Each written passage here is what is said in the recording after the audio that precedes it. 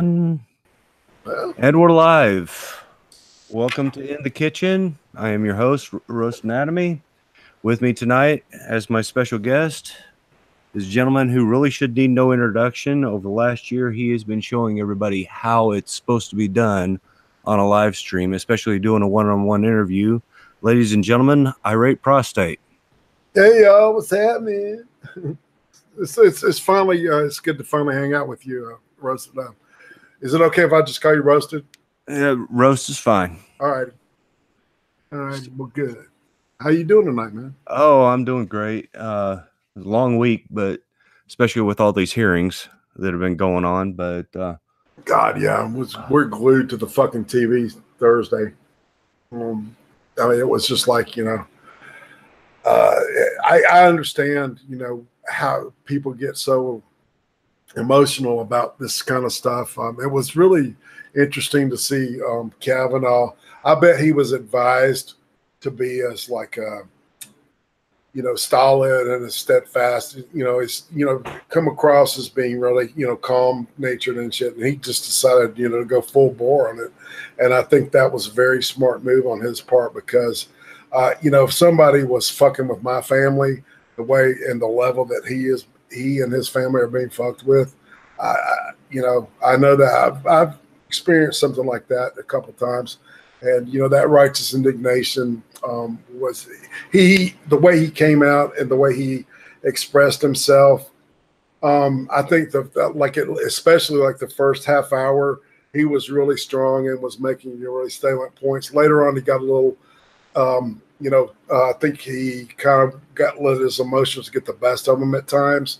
But yeah. shit. I mean, hell, they're literally fucking with his life over politics. This is politics, man. Yeah, and with what they've been doing with him, if he doesn't get confirmed, his career is over. His prospects are done.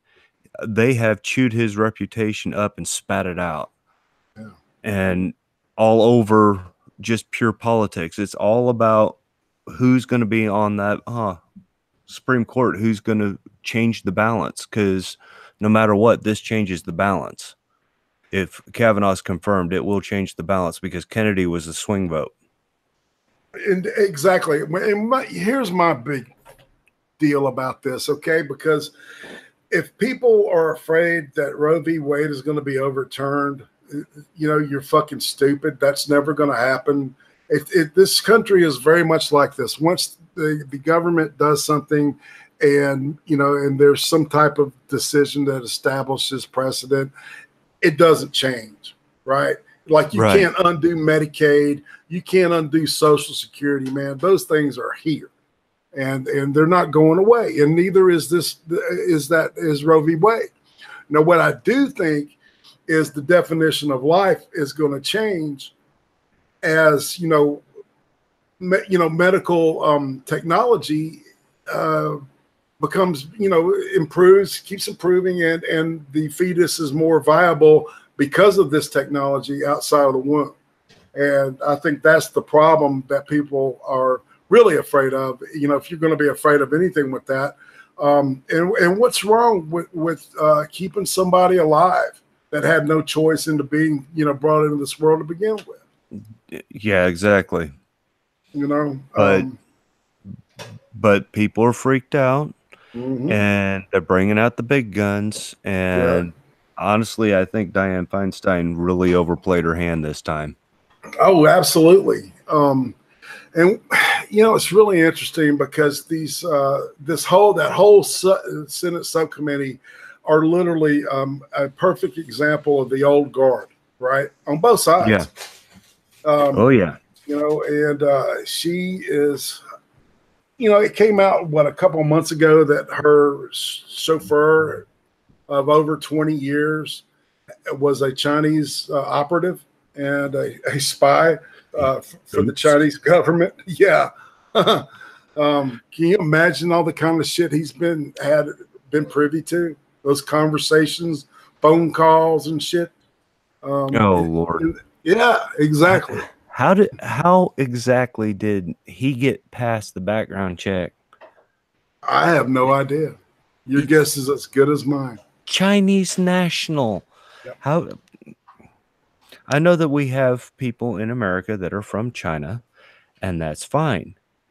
But we're not inviting them to be personal members of the staff of people who have top secret security clearance, are we? And we're talking. I mean, she's like in every. I'll look it up, but she's in every major like security oriented, a committee and subcommittee, and blah blah blah. She's had something to do with each and every one of them. Finance, the military finance, all that stuff. I mean, goddamn, DARPA shit. She's had access to all this knowledge, man. Amazing. Let's look up. Yeah, she's smack dab in the middle of it, and I haven't been fond of her. There's a lot of things that she's done over the years that I just absolutely can't stand. The fact that her and Barbara Boxer served as each other's campaign chairs. They did that for a couple of decades straight. One of them would be up for election one year. The other one would serve as campaign chair, and 2 years later, when the next campaign was coming around, they'd switch roles. Right, and still they just reach around, man. They just kept each other in control of the Senate delegation from California forever, and I don't see where that's going to get any better. But well, I mean, at some point, Father Time will take its toll. I mean, she will have to eventually be replaced, but it'll be probably somebody that she handpicks. And it's like, she's come across really, to be honest with you, I haven't seen her partisan. You haven't seen like she is now. I'm going to say this, like she is now. Since I don't think she's ever been this partisan except for maybe the last 10 or 11 years or 12 years. All right. We'll even include, a majority of the Obama administration.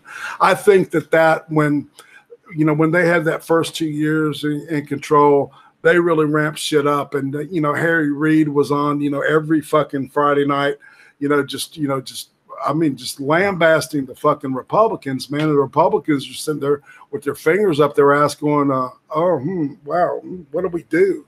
How do we respond to this shit? I mean, it was an old white man yelling at them. I mean, goddamn, couldn't they figure out some way to fucking, fire back at the fucker?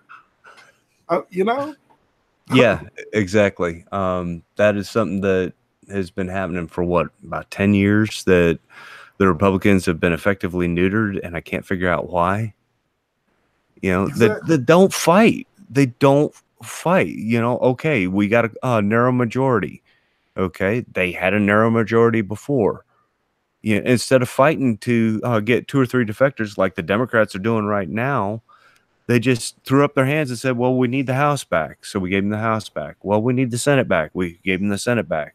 We need the White House. Okay, now they've got the White House, the Senate, the House of Representatives, about to have the Supreme Court. Sorry about the beeping. No problem. They've got basically the majority all across the constitutional government in the United States, and they're still throwing up their hands like they can't do anything. They're acting like the Democrats are still in charge, still in the majority. Yeah. And that boggles my fucking mind, man. I mean, as soon as, Obama had the same situation his first term, the first 2 years, and they were rolling out shit right and left. And of course, the big one was the ACA, also known as Obamacare. Oh, yeah. So, I mean, you would think that they would have done at least, it just blows my mind how much they haven't fucking done, because I really think that they were so terrified because it was Trump that got elected that they really don't know how to play their hand. And I don't understand it, man. He's their perfect fall guy, I mean, because basically they can kind of, you nudge him in this way or that way. You know what I'm saying? The guy, he's in the spot as a Republican. Yeah. I think there's ways for everybody to work. And then, and then there's the idea of, bipartisanship, which is, hasn't entered the fucking picture in 20 years. And it's been getting worse. It exactly. is getting a lot worse. Well, the overlap in the middle is going away. Everybody is running to the edges. And no shit. That's what's terrifying, man, is that the people in the middle, the swing voters, are like looking, okay, I've got fucktards over here and fucktards over here. Where's my vote? Where are the people that are representing me, man? Because I'm not a fucking communist, and I'm sure not a born again Christian. So where am I? Where do I fall in this? I'm not disparaging socialists or fucking Christians, but people, if you really want some type of political, form your own parties, man. There's a socialist party, and there's I can't remember the party that became, more majority ended up becoming. They formed something like that. Became the Tea Party, didn't they? Yeah, and well, the Tea Party they got dicked. Okay. Oh, yeah. Because when they were, all that stuff with the 513Cs and stuff, my state was one of the main states that they were really slow. They slow walked all the stuff in the IRS. And then Lerner, figured out that, well, hell, if we can slow walk them, we can just deny them, the status, and, look through the rule books, basically, and come up with all these reasons to deny them that status. And then the cost of loan and back taxes would put them out of business. And the ones that were, that were smart enough to know how to play it, they got Judicial Watch to help them with a lot of stuff, which they've been fantastic. Oh, yeah. And then of course there was all the stuff with, God, what was the guy's name? Not Rosenstein, but Jeff Rosen. His name was Rosen, the reporter for Fox, who apparently they had bugged his phones. They were doing surveillance on him, and even his family. They had investigated his family and stuff during that time. It was horrible, and all that shit got buried, man. And they never stop and think that once you open one of these cans of worms up in Washington, you don't close it. This is now a viable weapon that will be used by both sides. Well, you would think for time to come. They will be doing this to each other. Somebody will nominate somebody.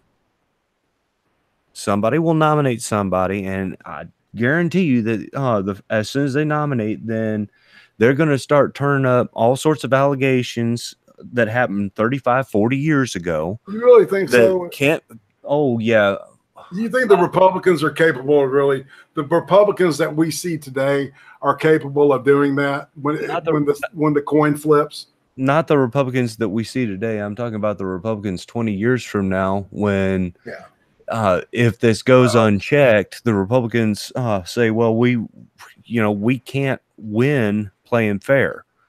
So we're going to have to take a page out of their rule book. Right, exactly. You've got to play. Then that's right out of Alinsky's Rules for Radicals. You've got to use your opponent's rules against them, right? Right. And so you've got to start playing that fucking identity politics. As much as I hate it, but they're not. They're just sitting back and they're letting these tanks drive right over them. I mean, I'm using the Tiananmen Square. Oh yeah, I caught that reference. Right? It's kind of a perfect example of what's happening. And I see. My fear is that in 20 years there won't be a Republican Party. Well, but on that. Going back to history, if you recall, back in the 1850s, there wasn't really a Republican Party. What there was a Whig Party. And the Republican Party was just this upstart. And less than 10 years after they came into existence, they had elected their first president, and the Whig Party just about disappeared overnight. Yep. So it's entirely possible that we may see one or both major parties go through the same evolution if they are no longer functional and viable as political parties. If they can no longer get anything done, then we may see just exactly that happen. Well, and I think that at some point, some of these older people that have been voting, staunch Democrat, and I'm not necessarily talking racially or any of that shit. I'm just saying, that your typical, older Democratic voter, when they start hearing shit like socialism and stuff, that's, we lived through the Cold War. I'm old enough to remember, hiding under my desk and shit, or going into the hallway and sitting with my head down on my knees, because of a quote tornado drill. In retrospect, the place that I was living didn't have that many tornadoes, maybe once in a blue moon. But I mean, we would go through those drills every spring, man, and occasionally in fall. Yeah, I remember the tornado drills. I remember exactly what the inside of the shelter looked like. And on the door, there was a sign with, it was the fallout shelter sign on the door. Yeah. Yeah, this is better than duck and cover, where I'm hiding underneath my desk so that they at least know where to find the burned shadow in the ground. Exactly. But still, I remember those days. I remember mutual assured destruction. I remember us joking about ICBMs because they'd been around for so long that that's the only way we could handle the fact that at a moment's notice, the world could end in 30 minutes. Well, and that mutually assured destruction, though, kept that peace at balance. I mean, it was a really insane way of keeping peace, but it worked. Yeah. But I'm not, trust me, I'm not for nuclear proliferation. Everybody else, I'm not going on record saying that shit. No. I'm just saying, I think both superpowers played their hands to the best of the, and I'm sure that there was some back channel shit going, okay, guys, look, we need to just settle down. But I did want to, all right, Dianne Feinstein, let's see. I'll read from the page of, obviously, this is from her feinstein.senate.gov public website that she's got on the taxpayer dollar. Okay, just saying. So that we know this. Committee assignments. Due to the high volume and complexity of its work, the Senate divides its task among 20 committees, 68 subcommittees, and 4 joint committees. Several thousand bills, resolutions are referred to the committees during each 2-year Congress. The bills that committees select for consideration help to set the Senate's agenda. The following are Senator Feinstein's current committee assignments. Okay, she's the ranking member of the Senate Subcommittee on the Judiciary, as we all know. Mm-hmm. All right, and she also is currently serving as in the subcommittee under the Senate Select Committee on Intelligence, which includes immigration, refugee, and border security. Okay. Lovely. That doesn't make sense. Hold on a second. That's what it says. Okay. The Senate Select Committee on Intelligence, established in 1975, has oversight responsibility for 16 civilian and military agencies, departments that make up the U.S. intelligence community. All right, so obviously they've got it listed in a weird way. Then the Senate Committee on Appropriations, that sounds more like it. They write legislation that allocates federal funds to numerous government agencies, departments, and organizations on an annual basis. 12 subcommittees are tasked with drafting legislation to allocate funds to government agencies within their jurisdictions. The committee is also responsible for supplemental spending bills, which are sometimes needed in the middle of the fiscal year to compensate for emergency expenses, like the old the government shutdown stuff, right? Those emergency expenses that crop up when they don't actually do their job and pass the appropriations bills. Yeah, no shit. Subcommittees also, she's vice chairman of the Energy and Water, the Agricultural, Rural Development, Drug and Food Administration, related agencies, Commerce, Justice, Science and related agencies, Defense, Transportation, Housing, Urban Development, and related agencies, Interior, Environment and related agencies, Senate Committees on Rules and Administration. Senate Committee on Rules Administration is responsible for issues that include election and campaign finance and ethics reform. The committee provides oversight over such institutions as the Library of Congress, the Smithsonian, because this makes perfect fucking sense, the National Zoo, and it also oversees the standing rules of the Senate Administrator's Congressional Office Building. Yeah, so basically she has her fingers in every freaking pie. Really, exactly. Everything that's so if I were a spy, she'd be the one that I would want to get the closest to, because she has access to God knows all kinds of information, for fuck's sake. Jesus. Not just a spy. If I were a lobbyist, she would be one of the people that I would want to talk to, because she could get something done. Fuck yeah. Good grief. Man, you know, when you look at the finances of the elected officials in Congress, something that has always stood out to me is that their salary is, you know, high upper middle class, maybe lower upper class range, and yet they have tens of millions of dollars in the bank. Yeah, and that's amazing. You'll see these people go in as with modest, you know, obviously means and savings, of course, and then they'll come out after 8 years and they'll be millionaires and shit. And it's like, well, how in the fuck does that happen? Oh, they get to vote on their own salary. Yeah, well, we're going to get there. I'm doing a series on constitutional amendments, and Amendment 27 is actually the one that shut that one down. They can still vote on their own salaries, but they can't raise their own salary in that session of Congress. They have to wait until the next session. So anything they vote on now doesn't take effect until January of 19. Man. Gives them a little bit of a speed bump so that maybe we can slow them down a little bit, or, you know, throw them out of office because they just jacked their pay raise up 10% when the rest of the country's starving. Now, here's something that I found interesting, and I'm trying to see. It doesn't look like CNN's going to talk about it. Boom, boom, boom, boom, boom, boom, boom. Okay. All right, the ladies that approached Flake when he was in the elevator yesterday, the one that said, "Don't look away from me." Protest. I'll read this. Protesters confronted Senator Flake, and this is from ABC 13 News. Is all local, I guess.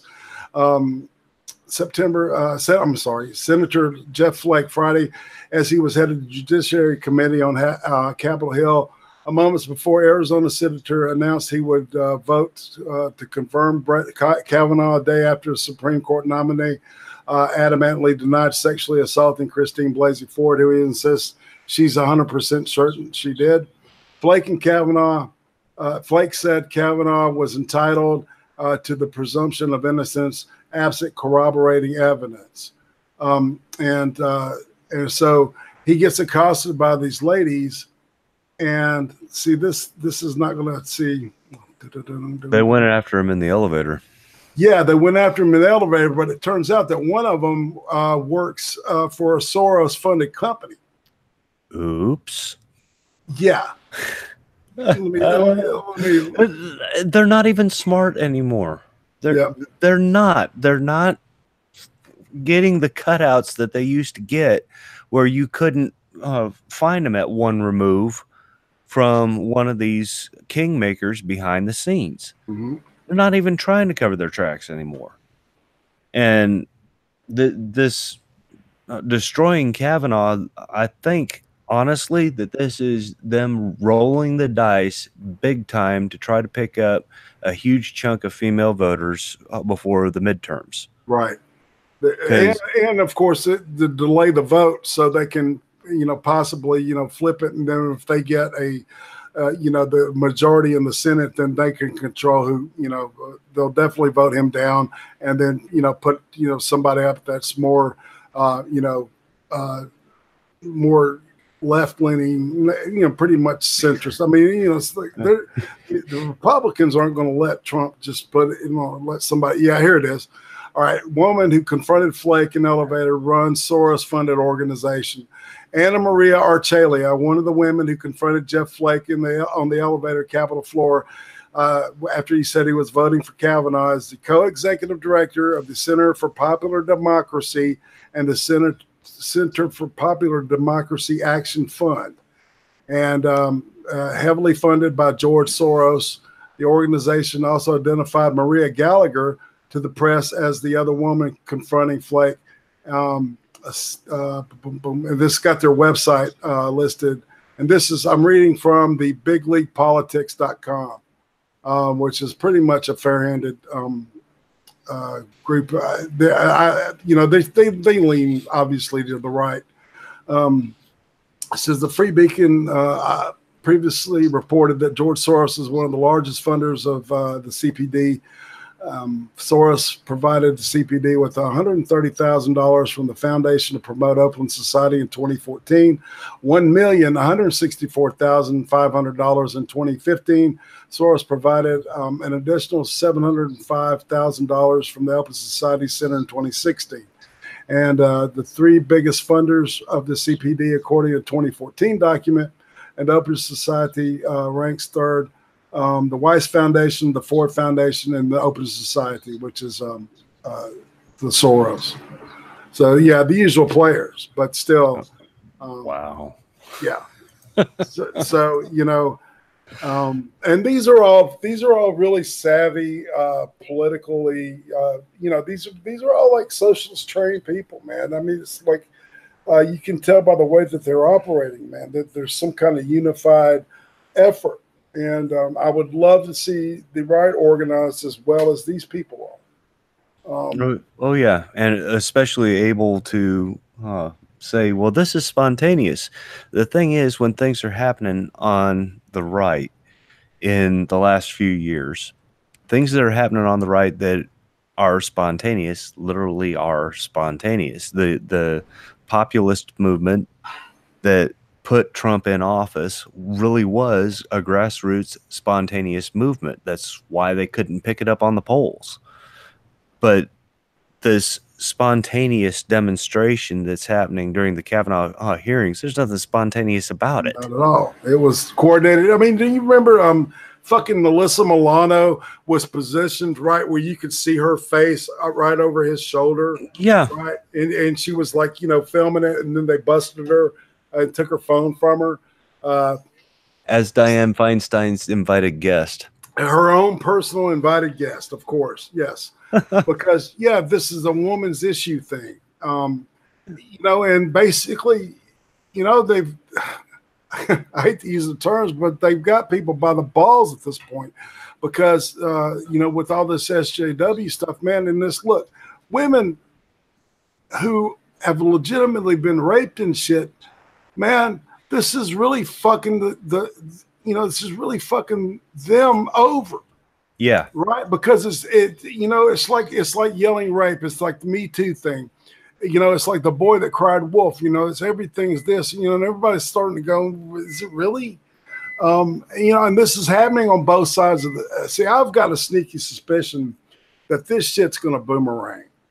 I hope so. Well, what things are saying, it's like, look, I people may call me paranoid or some kind of conspiracy freak or something, but I had a long conversation one night with Rep Hill Shark, he's like a sharp cookie. Yeah, exactly. He knows what the fuck's going on, and we talked about. He told me about the Q thing, and he got me interested in looking at QAnon. and the QAnon, whenever, you know, he posts on 4chan primarily is where he posts, or she, who knows. They've been narrowed down to like 1 of 5 people. I think that may be, I don't know, some kind of, you know, red herring. It may be, it could be a bunch of people actually. But more than 5, I'll say that. Yeah. But the stuff that's being said, it plays out. You know, there was a request that somebody made that asked it, and this. Let me see what day this was. Let me pull this up. It says, all right, this was on. It's kind of freaky, y'all. So bear with me. On 9/19, Q did a Q&A thing. All right, September 19th, right? And during that Q&M, he was saying, he tells them to divert more resources to bandwidth on the board, and you can tell that they've highlighted a certain number, which identifies a specific person on there, right? And then this person asks him a question: can POTUS tweet a misspelling with the letter Q in it, right? And so, all right, that was on the 19th. On the 24th, President Trump does this. Democrats are working hard to destroy a wonderful man, a man who has the potential to be one of our greatest Supreme Court justices ever, with the array of false acquisitions, the likes of which never before have been seen, right? And then later he corrects it to accusations. But that was definitely a shout out. You know, a lot of people believe to that particular request. You know, it's weird. You know, when you look at this shit, you go, "Oh, come on, this bullshit." Then you go, "Oh, now that's interesting." You know, it really pulls me in. Says, you know, and people need to really focus on Lindsey Graham, because you know, all the conjecture and the whole thing about his sexuality aside, man, the dude actually showed that he had a set on him when he cussed out basically that whole committee. And, you know, and he was firing, I believe, directly at Flake is what I was hearing. When he you could tell he specifically looks at somebody when he's saying this, the strongest stuff that he was laying down the other day. And it would thrill me to see more of these guys kind of get that indignation, because, you know, they're getting fucking hobbled at every turn. And I don't know about you, but it's driven the people that I know, it's driven them nuts for the past fucking 10 years. It wasn't just Lindsey, it was also Chuck Grassley. Yeah. There was 2 different spots that stuck out when I was watching it every chance I got. So when did the Grassley thing happen? Because I missed that. Tell me about that. Well, there were 2 things. The first one was that he questioned Dianne Feinstein directly as to how the materials got leaked. Okay, so there were 4 people that had access to it, direct access to it before it was leaked. The chairman of the committee, the victim, the accuser, her lawyer, and Dianne Feinstein. And he made a point of asking before he went after Dianne Feinstein. He asked the accuser and he asked her lawyer if they had leaked that letter, and they both denied leaking the letter. And he said, now, the accuser didn't leak the letter. Her lawyer didn't leak the letter. I didn't leak the letter, and nobody on my staff did. So, Senator Feinstein, I have to ask you, who leaked the letter? They sit side by side. Right. So, I mean, you could just cut the tension. She's like, well, I didn't leak the letter. Did anybody on your staff leak the letter? Not to my knowledge. I mean, I haven't asked them. so she turns around and she literally he's like, I would find it very curious, you know, he's going on about I would find it very curious that this would get leaked, and yet nobody who actually had access to the letter leaked it. And while he's doing that, her staffers are leaning forward and whispering to her. And she said, well, I just asked my staffers and they said none of them leaked it. And the first thing that popped into my head is, you've got your entire office staff sitting behind you, do you? You only use 3 people to run your Senate office? I find that a little incredible. And maybe it's ask her chauffeur. yeah, maybe. The other one that he got was Jeff Flake. When he was calling the vote, I mean, he was pushing hard to get that vote called. And Senator Flake was asking for the FBI investigation that's going to be happening this week. And he just said, okay. He did not agree to the FBI investigation. He didn't even comment on the FBI investigation. Okay, so we're ready to vote.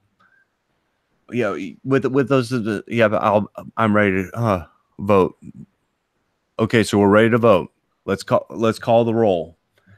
And he tried like 3 or 4 times to call the roll. The Senate Democrats on the committee walked out for 10 minutes, and that's when Flake got hit. But Chuck wasn't putting up with it. And, you know, I actually met that man a long time ago when I was in high school.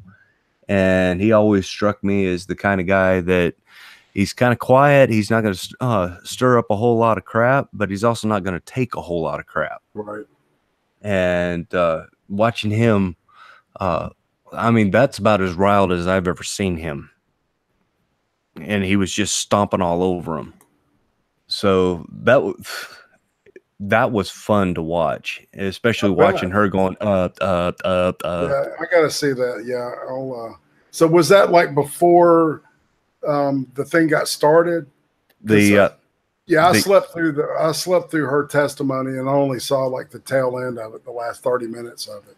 Well, the portion of the testimony that I got to see was, you know, like it was in between, because, you know, it was 9 hours long. Yeah. So I like tuned in over my lunch break. Gotcha. And listened to as much of it as I could, and then I had to watch the rest of it later. So it's towards the tag end of her testimony, when they're getting ready to transition from Dr. Ford to Judge Kavanaugh, that he turns and questions Dianne Feinstein about it. And then the other thing where he just basically stomped over Jeff Flake and his caveats was during the roll call vote, which was the next day. But see, I mean, hey, Taterator's in the chat. Hi, Taterator. Taterator, what's up? Now, I don't know if you know this, but Tater has known me longer than practically anybody on the planet. He's my brother. So. Oh wow, okay. Yeah, he's got a little show for him. He's got a little gaming channel. It's worth checking out if you like gaming channels. Shill over, Tater. Okay, so where do we go from here? What do you think is going to happen? Okay. I've got a sneaky suspicion that all this fucking demagoguery and this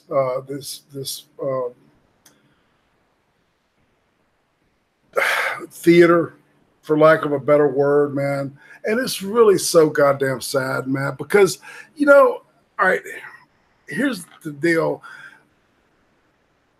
If I'm not mistaken, recovered memories were like drummed out of psychology because of the fact that over 70% of recovered memories were shit that were planted into the person's head by the fucking therapist. Okay.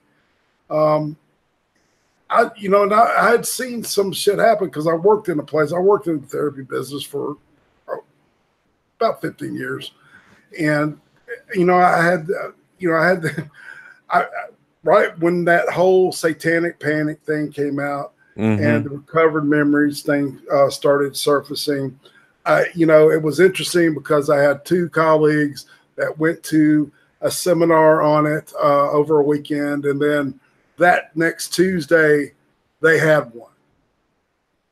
And, you know, all the way down to this person was remembering when they were an infant, being raped as an infant, you know, and all this stuff. And I'm like, holy shit, I don't remember my circumcision. I mean, you know, this is, you know, me talking to myself. Of course, I wasn't going to doubt that shit. I mean, you know, at that point, it was a viable concept, right? But, you know, in retrospect, I'm like, you know, I don't remember, you know, somebody cutting on my dick 3 days after I was born. I think, you know, I would remember, you know, out of all the things, you know, the bright lights and, you know, being ice cold and shit, being come out of the womb like brand new and shit. It's like loud and it's bright and it's, you know, cold. I mean, and then on top of that, they cut my dick. You know, you remember, because you worked in the business, you remember something about how the structure of the brain works, right? Yeah. So how does the brain protect itself from memories that are really painful? Well, see, it depends. Sometimes it'll a lot of the times it'll repress them, right? And if it's significant enough trauma, it'll suppress it and maybe even redress it in something different, right? So it comes out looking not exactly like what happened, but it, you know, once it's, you know, comes to the surface, it looks different, right? It can be altered. Right. You know, even human memory, they've been doing studies. That's why I was like going back and forth on Twitter today with Aiden Paladin, because you know, I know she knows that there's, you know, she has access to studies on this shit, and I wanted to know exactly what they showed because you know, a lot of times, you know, these memories of you know, some type of trauma can manifest in different other ways. You know, like self-harm. You know, so there's all these different ways the brain can process it. You know, substance abuse. I dealt with people that were, you know, that were the ones that were sexually abused, man, were the most fucked up. And that's why I have to, like, you know, this situation is really difficult because I can't come out and say that nothing happened to the lady. You know, I'm to be honest, I'm almost sure that something sexual traumatically happened to her. But I'm not sure because of all the question marks that she's got. She's not sure how she got there. She said she called a friend to go home on the cell phone that didn't exist in 1982 or 83, whenever it happened. So there was all these inconsistencies. But I don't want to, because it happens, man, you know, especially. Go ahead. You don't want to say that she wasn't raped. And I'm like you, you know, I think she probably had something happen with somebody at some time in that past. But as far as her actually, you know, being raped or attempted rape by Kavanaugh, there's no corroborating evidence. There's too many gaps in her own memory. This is something that she's trying to remember from 36 years ago. With traumatic memories like that, you either remember everything or nothing. Right. And the brain may actually physically cut the connections to the memory. Well, and more than likely, though, you're right, is that the brain remembers it so hard that, I mean, that's what PTSD is that you've got something so drilled into your head that you dream about it. It infects your, you know, your waking thoughts, man. It's not a day goes by that you don't relive it or you don't, you know, have something memory wise related to it. And smells are extraordinarily powerful triggers. The olfactory trigger is the most powerful out of all of them. Yes, absolutely. And I don't understand why that is either. A lot of people have, I don't know, they postulate that since this has a connection to the most primitive part of the brain. I don't know. When you talk about the stuff that they've been doing lately with brain studies, they're really focusing on the hypothalamus, the crossover section, and they think that it might have something to do with the way it routes memories and shit, to different parts of the brain, and it actually, different parts of, like, the occipital lobe on the left hemisphere does slightly different shit than the occipital lobe on the right hemisphere. Right. And I remember, going to seminars on how the brain works. And I mean, every year it changes because it's such a vast, it's like saying, it's like saying how the universe works. And you only have like a rock to study. Right. Right. And this, like, you're trying to figure out exactly how the universe really works, and you're just looking at this rock. And that's the way I can compare what we know about the human brain today compared to, what the human brain is, and, and what it's capable of. It is trying to plot stellar mechanics from a single snapshot from the Hubble Space Telescope. Exactly. It's a really good snapshot, but it's a snapshot. And if you look at it again, it's changed. Mm-hmm. You look at the same brain again, and it has changed. 5 minutes later, it's different because it's constantly evolving. Tater brought up a good point. This is Clarence Thomas all over again. Exactly. And that's what a lot of people have said this shit over and over again. They guess what? They did the FBI thing, and Clarence Thomas, his name was raked through the mud. His wife was severely embarrassed. And, Anita Hill, I'm sure she was paid well. But he was still the first African-American. No, he wasn't. He took over for Thurgood Marshall. Yeah, exactly. I forgot about Marshall. That actually gave him some insulation in the confirmation process, and how feisty it got, how poisonous it got, because he was able to use the phrase high-tech lynching.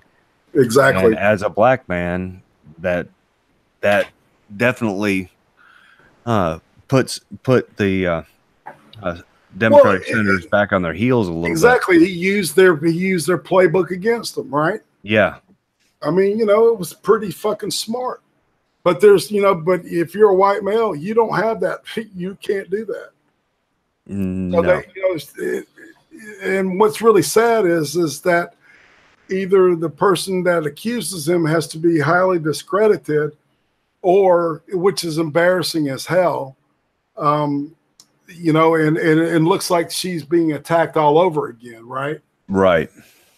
A, and B, there's these other two people that have come up, and the third one, I refer to her as a bunny boiler, because she's had all kinds of restraining orders filed against her by this dude. She dated him, right? He left. They broke up, and she pursued him into his next girlfriend, who he ended up marrying, and into the marriage was still pursuing him. Yeah. Right? He had filed, restraining order, it's over and over again. So this tells you what kind of a person you're dealing with right there. Yeah. And the number 2 that popped up, even the New York Times was saying, she's got no corroboration on her claim. It's disturbing that there is a second claim against Judge Kavanaugh, but we looked and we cannot find any corroboration on this. Right. And what did she say Kavanaugh did? He didn't even rape her. He didn't even, penetrate her. He did, what, I'm not going to say he did anything, but it's like what she describes is more of a gesture of power.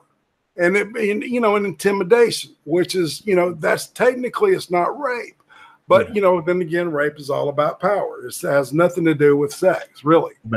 But what she was saying, forgive me for the crude colloquialism, but she claimed that he mushroom stamped her while he was drunk.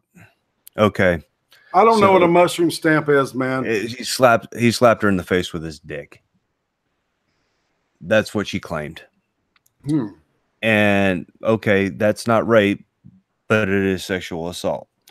You know, Yeah, well, see, I thought that rape for the first one, and this really crazy crap for the second one, and then the third one, she was the one that said that him and his best buddy were running a roofie the girls and run a train on them, gang raping in the girls 80s? in Yale in the 80s. Yeah, no, see, roofies weren't around in the 80s. I was there. Oops. Yeah, exactly. And ecstasy was brand new, and the closest thing they had to that would have been Quaaludes. And Quaaludes did not, like, you didn't black out on them and you didn't lose memory. No. Trust me, I have eaten many Quaaludes and drank on them. So, you know, it's like, I'm not running for any office. So, you know, it's like, this is way back in the 80s when, you know, when I was still in high school. Actually, it was 79, 80 was when I was in high school and I did lewds. You know, they do make your face numb. Yeah. Well, you know, people start popping each other in the face and shit. You know, it's like, and then you end up fighting with your best friend, and you know, you both got a bloody mouth and shit. You got a little blood come out of your nose, and he's like, "Oh, well, whatever." And you hug it out, and you go on. And the next day, you feel like you've had somebody take a meat tenderizer to your face. Exactly, and then, you know, of course, there's a cycle there where you know, hair of the dog and. You know, it's horrible shit. But you know, and then the alcohol stuff, and the, you know, then going through the yearbook, and I mean, fuck, if you looked at my freshman year yearbook, I mean, there's marijuana pot leaves all drawn in it by my friends, you know, and it talks about getting high and, you know, getting, you know, panties or some shit like that, you know, stupid shit. The note. Do you remember when you beefed in study hall? As soon as they started reading off that, what does boof mean? I'm thinking like, you mean beef? Yeah, he's talking about farting. It's a teenager thing. Are you going to destroy this man's career because he was a teenager once? Exactly. Are you? I mean, are you going to just destroy his career because he has tasted beer? Are you going to ruin his marriage and his reputation because he had beer in college in the early 80s at parties? Well, and oh my God, who are we going to have that's going to be left to run if you can't ever do anything wrong? Well, all right, and then there's the supposed you know, polygraph test that she had taken on the weekend of her mother's funeral, and she didn't know who paid for it, and you know, and it's like, hold on now, we're talking like recent memory shit here. You can't remember who paid for your fucking polygraph, but you can remember, you know, you've suddenly, after, you know, in 2012 recovered a memory from 30 something years ago in vivid detail. But you can't remember who paid for your polygraph after you go into your mom's funeral. You know, I mean, I would see after a funeral something that emotionally taxing and shit, and I would have to do a fucking polygraph. I would remember that. I would remember every detail of that shit. That's just me, and I can't remember what I ate for breakfast. You know? Yeah. I've got some issues, man. You know, and I'm not going to get into it here, but you know. It's going to be interesting to see how it plays out over the next week. Trump has already come out and said we are doing the FBI investigation, and I think that's smart. Well, and it's not supposed it's supposed to go up and last no longer than a week, and then after that they're going to take a vote. But here's my prediction. Okay, during this next week, stuff is going to be uncovered. And then they're going to say, well, we need to talk to all these people, either either behind doors, closed doors, or whatever, right? And so they want to buy more time. It's October now. October the 1st is what, tomorrow? The day after tomorrow? Yep. Right? Day after tomorrow. Right. And the midterms are on what, November the 9th? At somewhere in that ballpark. I have to look at the calendar to find out. Yeah, let's look here. It'll be a Tuesday. Yeah, it'll be November 6th. November 6th. Okay. Yep. So that's the first Tuesday in November. We've got effectively little over 5 weeks to go, and then they're going to have the midterm elections, and we're going to find out whether or not the polls or the fundraising is the more accurate measure of who's going to prevail. Well, honestly, Q keeps talking about Red October, and I think it's going to be more of a purple tide, and I think the only blue wave you're going to see is a bunch of Democrats waving goodbye to Washington. Right, and that's my recommendation. If you're a voter, I'm going to just vote out all incumbents and either vote Libertarian or independent, unless they're the Bernie Sanders type independent, right? Yeah, communist. No, I just, man, I don't want a fucking socialist country, man. No. It don't work. It doesn't fucking work. It's never worked. And if you give me that, it hasn't been done right bullshit, you're full of shit. It's been done right in Soviet Russia, and they had to murder a shitload of people. And it's been done right in fucking China, and they had to murder a shitload of people. And that's what happens. Exactly. That is exactly what happens every single time. Exactly. Killing people. Killing. Because the first thing that you run into is a bunch of people that want to hang on to their property, and the state is taking it away from them. Right. The next thing you run into is a bunch of people that are used to doing things for their own selves. They're used to a capitalist system, and all of a sudden they're thrown into this socialist system where they're doing things to benefit the state, and all of their profits going to be taken away. And these are the smart people. They're going to stop and think for a second. Hey, I'm going to get the same benefits whether I work or not. So they sit on their ass.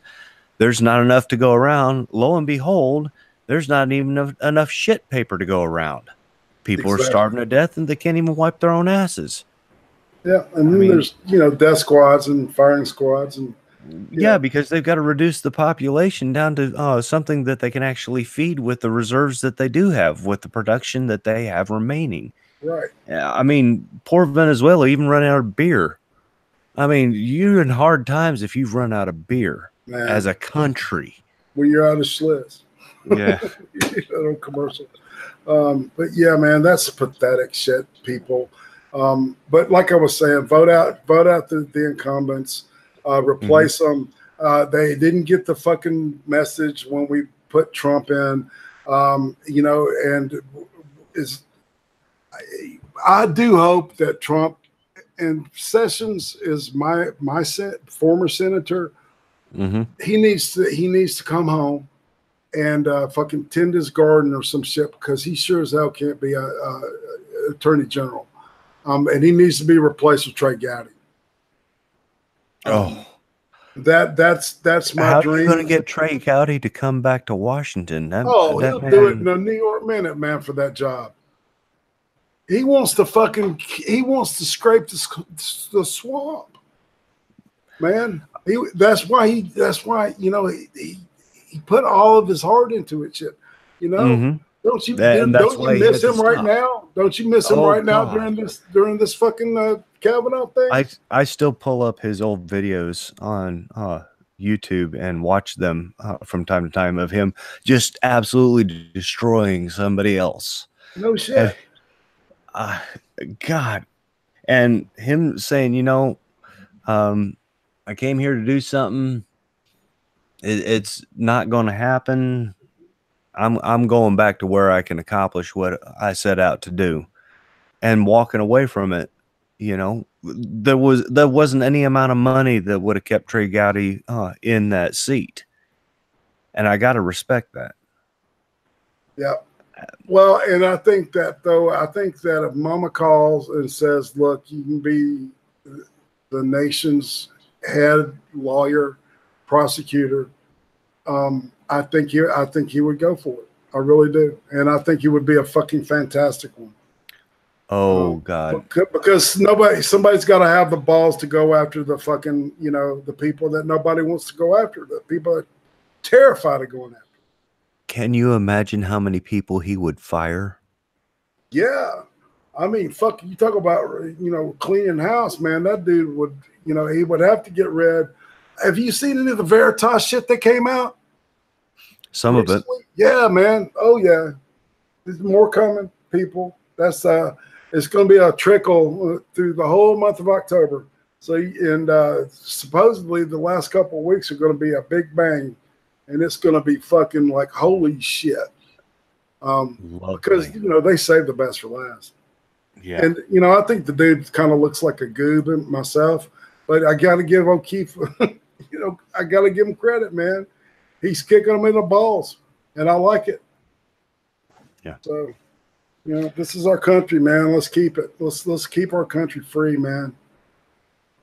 And let's get some changeover happening in Congress. I mean, some of my favorite senators have been around for 20, 25 years. Chuck Grassley has been around for almost 30 years. Yeah, he's been in a long time. But much as I like him, I'm in agreement with Tater. We need to have term limits. Yep. I think 12 years in the Senate is long enough. I think 10 years in the House of Representatives is long enough. Yeah. I think it takes them probably 2 years, especially if they're sharp, to really get exactly how the thing works down. And then after that, they can really do a lot of good. And then after, a certain point, they start, that forbidden fruit starts looking really tasty, Yeah. And there's all that shit, man, that people don't want to talk about, but there's some evil shit going on in the deep state that needs to be stopped. Absolutely. And somebody's got to have a set on to do that. So, well, we got a president who does have a set on him, and did you remember how many regulations disappeared almost overnight? Yeah, man. The first couple months, 1,000 regulations taken off the books. Right, and those are the ones that that Obama just he took his pen. He said he had his pen in his telephone. Well, guess what? So does Trump, and he's basically undone just about every one of those. The last 2 years he was in office, all those executive orders that he put out, man, they're gone. All of them except for the ones that the judges have said he does not have the authority to rescind executive orders on. But hey, man, those aren't that many. No. So it looks like a lot of the stuff, that's why it's it's paramount that Kavanaugh get this seat. Yeah. But and I wouldn't mind waiting until after the fucking election, to do it, because I think that if he gets it before then, it may motivate the red, but I guarantee you, the blue, but I guarantee you it's going to motivate the red and the Indies to vote against them, because they are just shitting all over the system, man, and they don't care.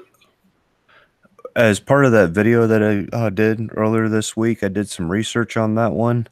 I don't think we want to wait till after the election, because that'll put them into lame duck. Yeah, and that's in lame duck session. They'll stonewall him. They'll stonewall that vote as long as they possibly can. Yeah. If they stonewall it long enough that the Congress goes out of session, oh, God forbid that they can keep him stonewalled until January, then Trump has to renominate him. Because there's no carryover on nominees from one session of Congress to the next. That's right. That's why Merrick Garland getting stonewalled right. Put paid on it. So, but yeah, I got what we're past 9 o'clock, and I'm actually trying to keep this one a little bit shorter than I usually go Okay, because I'll man. talk for 2.5 hours. But I do have a question that I want to ask you about to round this off, and then we can do some channel shilling. Okay. And this question is for Tater. He is really big on original construction of the Constitution. So I ask you, uh, how do you feel about states' rights versus federalism? Do you think that the federalism has gone too far, or do you think the states' rights are where they should be? Well, you know, I'm a Southern boy, so I'm going to fall on the side of, you know, more states' rights, and less, you know, less Washington, you know, dictating, you know, what goes on in my particular state. Even though a lot of the shit that goes out of my state is ridiculous, you know, um, I don't know. I think, you know, this the most logical to me is to have the less government is the best government, and just, you know, have enough uh, oversight to where, you know, it's like, you know, we're not going to be like, you know, trying to, you know, pull some kind of form our own country or anything, you know, but, you know, enough states' rights where we, you know, uh, I don't know, man. It's I don't get to ask that question a lot because it's kind of like a done deal. I don't think there's a way to change that. But, you know, see, it's a give and take thing. That's not a really easy question to answer, you know, Yeah. because there's really good things like, you know, like the Army. We have the most powerful Army in the world. Even though it was gutted, you know, by the Clinton administration, we still have the best fucking Army in existence. Yeah. I got to be there for the gutting. It was fun. Yeah, dude, my heart goes with you on that, man. I'm sure it hurt. You know, and so, you know, there's the positive from it, and then, you know, and then there's, you know, there's the negative uh, on each side of it. Because, you know, it's like I can see if my state was given too much, you know, leeway, that it would be taken over by one particular lobby, you know, and I don't want to be a theocracy. Yeah. You know, that's the big problem with the South, is that it's run by the, you know, Baptist church, pretty much. Yeah. Honestly, my position is that, you know, the 10th Amendment makes it expressly clear that all the powers are supposed to be that aren't given to the federal government are supposed to be set aside for the states or the people. They're reserved to them. But when we did that, we ran into a problem with the states thinking that their sovereignty trumped the Constitution, trumped federal sovereignty, and if the feds passed a law that they didn't like, they just ignored it. Mm-hmm. And I'm starting to see that kind of pattern happening again. And you know, okay, there's a federal law that says that you can't do something, and the courts haven't overturned that law, then as far as I'm concerned, the law is that you can't do that. And the states that aren't enforcing that law, they're in the wrong. Nullification was supposed to have been settled over 100 years ago, and now it's starting to show up again. Right. Is now my brother would rather see the federal government, the elected officials for Congress, have to spend at least 6 months in their districts in outside of Washington every year, because that's a great idea. He just assumed that they had a very limited time to get everything accomplished up Isn't in that how they Washington. did it though? Like early on, isn't that how they did it? Like the first 10 or 15 years that the country was getting together. I mean, it was a lot easier. You know, you didn't have as many states, and, you know, it was made more sense to, you know, go home and do your crops and shit, then come back and, you know, and do the work in what, you know, I guess it was, yeah. Yeah, they'd come up after they got the harvest in, and they would meet while they were waiting for things to warm up enough for planting, and then they go back home. You can do their thing. And I don't think it's a bad idea. I just think that 6 months is maybe a little bit too long for me. I settle for 3 months back in their district, that they have to be back in their district, meeting with their constituents, finding out what the issues are where they live, and then come back to Washington and solve it. Because I honestly don't think that Washington can perform their basic functions anymore in less than 6 months. They can't get a appropriations bill out in less than 6 months. They've shown us that for the last 20 years. They can't take a shit in less than 6 months. I mean, come on, man. Well, they'd have to have a committee meeting. Well, first they'd have to have a reading of the announcement that somebody's got to take a shit. Right. And that would have to be in front of the entire floor, and then it would have to be referred to committee. And the next day, then no. Then you got to go to the paper committee. All right, how much toilet paper are they going to allot for the? Yeah, and the appropriations committee to make sure that we have enough toilet paper on hand and make sure that we are buying the appropriate toilet paper, and the Senate Rules Committee so that you can establish how to wipe, and and so on and so forth. And there'd be 15 committee meetings, and 60 days later, they would come out with a resolution saying, yes, Senator so-and-so is allowed to go to the bathroom. And they'd be sitting there, well, I don't have to fucking go now. Really, I've got like a fucking knotted up colon. But the one thing I do want to, punch home is the wisdom of the Electoral College. Oh, yeah.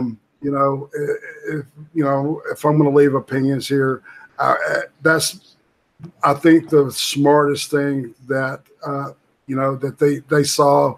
They had that kind of foresight to see that, and even the foresight to know that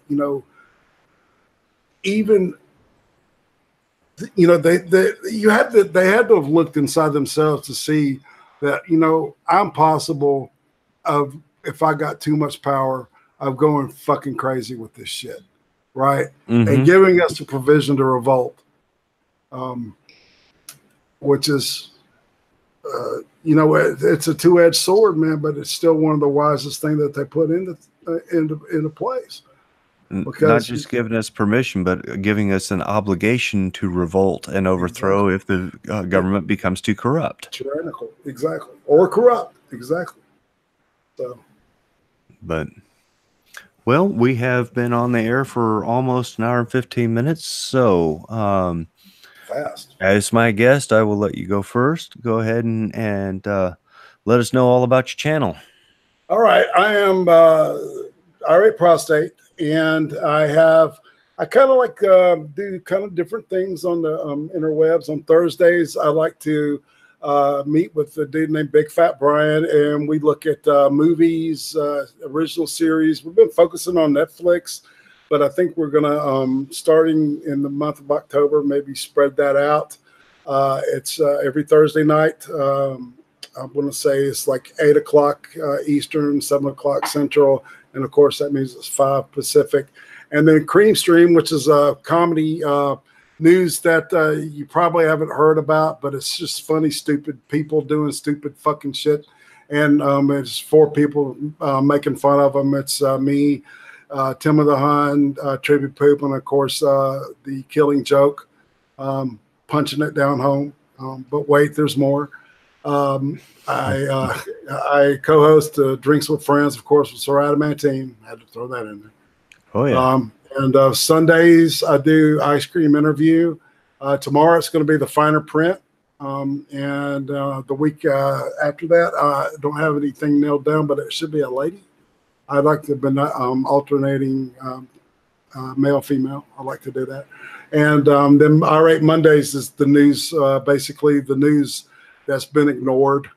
And then there's a segment now in that where I focus on Q and some of the puzzles that he gives us during the previous week.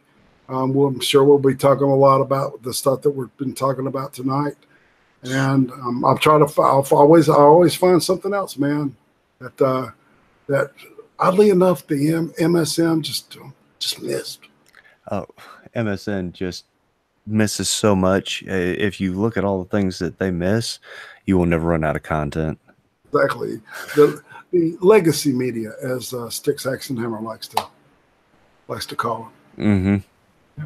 Oh yeah, and if they miss on this election prediction again, this blue wave prediction, I think that you're going to see legacy media go by the wayside to where the only thing that you can get out of legacy media that's worth watching is the latest manifesto from the local socialist group. Yep. And that'll be about it. Okay, well, my channel is Roasted Opinions. The Roasted Opinions episodes, when I come out with a Roasted Opinion, that will be Wednesdays and Saturdays. I aim for 8 o'clock Central Time. I've missed it more than a couple times this last month, but I'm going to try to do better. And part of those is a series on the amendments of the Constitution, taking a look at those amendments in detail and trying to get across just how powerful those amendments are. I've worked my way about halfway through the Bill of Rights, and that's been a lot of fun. On the last Saturday of every month, I have In the Kitchen. These broadcasts where I'm live streaming with a special guest, and I try to pick somebody who is interesting, and I definitely scored a winner this time. This has been a lot of fun. Thanks, man. I appreciate it. It was an honor, and I appreciate you asking me, man. It's a rare treat, so it's killer. It was amazing. Yeah, and like I said, we'll look at next couple of weeks having you on one of the Irate Mondays. Oh, that'd be great. Yeah, so just keep reminding me if I forget. I shouldn't forget, though. I'm writing it down, so I should pop you up with this, and then I'll give you enough time to where you can, let your fan base know and shit. More people need to sub to you. Sub to this man. Like this fucking video. I liked it. Hit like, Tater. Jesus. It's your own brother. Tater's a tough customer. He won't hit like unless he actually likes it. Oh, don't hit it. Don't hit like unless you really like it. Then don't want to offend him. Now, the best part about Tater is he will always tell you exactly what he thought. Well, man, I appreciate that, man. So, it's like, I do want to announce this thing, and I'll announce it here. Go ahead. Starting in October at the end of the month, all right, to all the subbed and people that leave comments, I'm going to have a drawing for a $20 Amazon card. Oh, sweet. Yeah, so I'm going to try to do the giveaway thing as long as Patreon, and I mean, not Patreon, as PayPal lets me. So, yeah. So I've announced that here, and I'm going to do it. That would be awesome. I'm looking forward to well, I try to comment at least once in your streams, so thanks. And that's interesting streams. I mean, it's not hard to comment. You got interesting people that show up in your chat. Yeah. I may not be commenting on what you have going on in the stream. I may have some sort of side conversation going on, but I'm always commenting in your chat. Yeah. Well, not just the chat. I mean, commenting like underneath, like where it says, people on blogs or show less, it's these comments down here is where I want to start generating more talk, because it's a metric that YouTube likes to do. And I can help with that. Trying to play the game, so I can definitely help with that. Well, interesting thing, man, people have been starting to increase that. So I was watching this video, and it's like, I just I'm going to try to do things an honest way, and I want to short my fan base and keep giving people what they want, and giving them a little reward for hanging out and dealing with my shit. So thanks, I appreciate you letting me do that. No problem. I'm gonna keep my fingers crossed that before spring you hit 1,000 subs. Oh man, you and me both. Your lips to God's ear, man.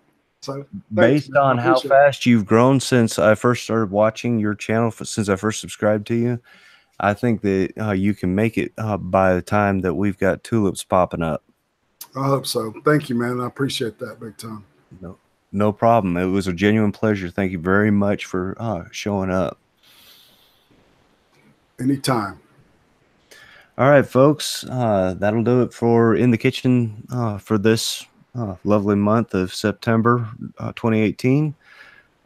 We'll be doing another In the Kitchen episode next month at the end of the month. And make sure that you tune in every week to find out what my roasted opinions are. Cutie Pie. It's going to be his next month's guest. Your lips to God's ears. That would be funny as shit, wouldn't it? Oh, it would. Hear his opinion on this shit. That would be great. All right, guys. We'll see you again next month.